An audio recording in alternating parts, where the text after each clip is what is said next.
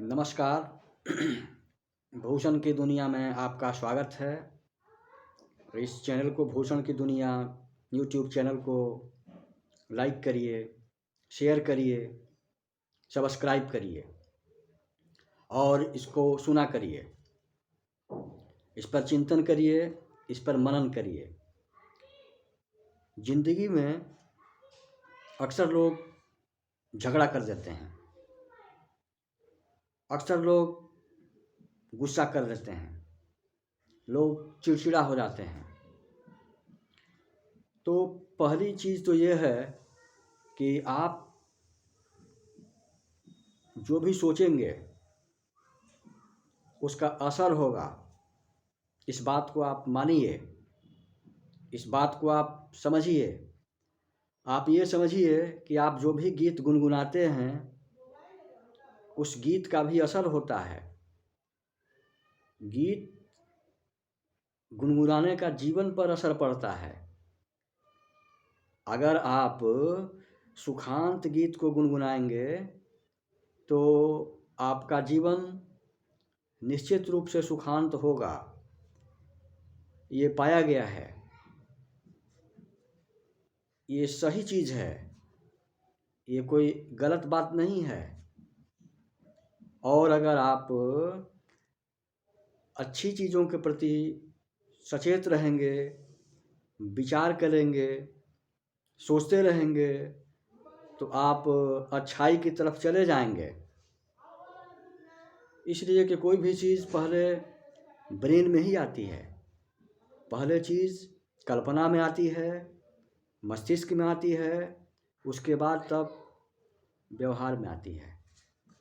कहते हैं लोग, और ये सच्चाई भी है, कि कोई भी अच्छी इमारत जो आप देख रहे हैं और देखने के बाद ये कह रहे हैं कि वाह क्या बनी हुई है चीज़ साहब, इस तरह का तो कोई बहुत समझदार आदमी या बहुत बड़ा चिंतक या बहुत बड़ा स्वप्नदृष्टा ही इस तरह की चीज़ का निर्माण कर सकता है या अपना मार्गदर्शन उस तरह की चीज़ों के लिए दे सकता है।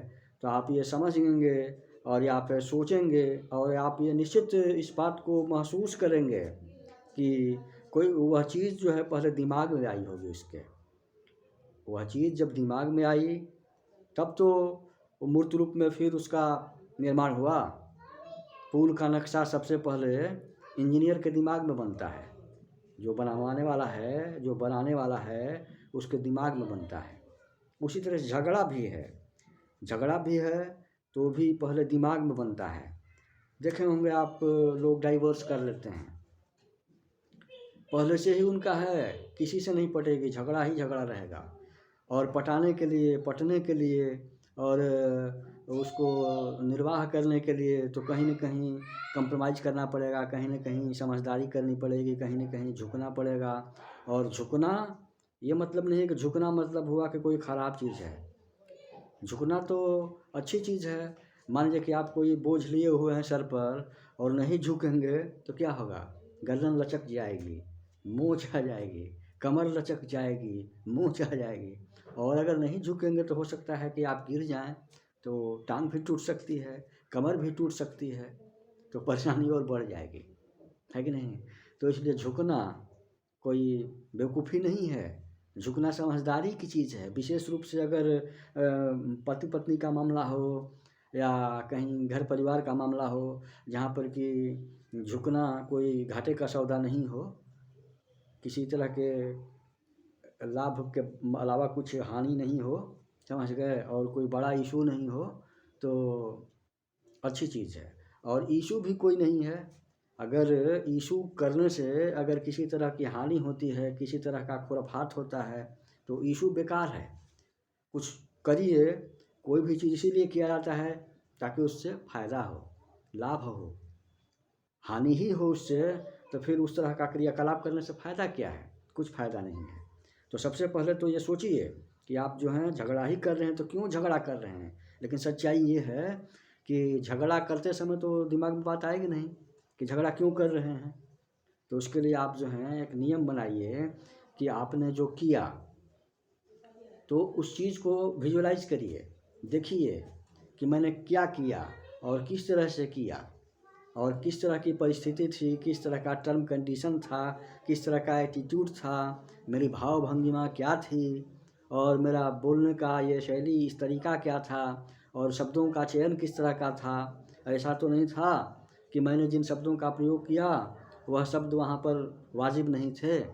तो आप जब सोचेंगे और विजुलाइज करेंगे पास्ट का कि किस तरह से किया, तो आपके अंदर इस तरह की एक प्रेरणा आएगी, आपको इस तरह का एक सुझाव, आत्म सुझाव मिलेगा, ऑटो सजेशन आएगा, और आप खुद इस तरह का महसूस करेंगे कि आपने जो किया है उसमें अगर इस तरह का परिवर्तन रहता, या इस तरह का कुछ हमने कुछ किया रहता उसमें, या बदलाव, या शब्द परिवर्तन, या भाव परिवर्तन, तो वह जो परिणाम निकला वह नहीं निकल सकता था।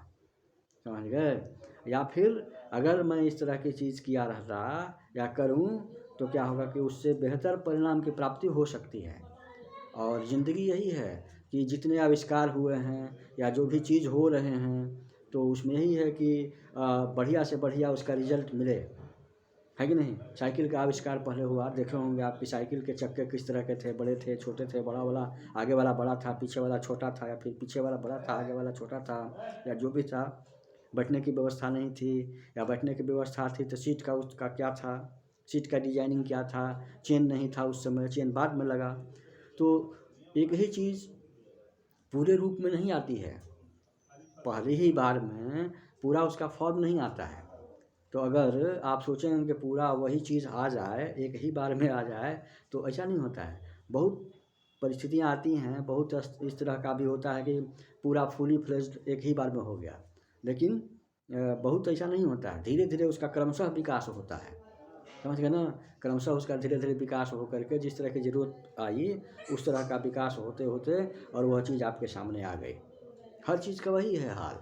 तो झगड़ा भी हुआ है अगर आपका, तो या झगड़ा हो ही रहा है आपका परिवार में, पति पत्नी में, समाज में, तो उसको विजुलाइज करिए, सोचिए कि किस परिस्थिति में हुआ, किस तरह का शब्द था, वाक्य था, या जो था।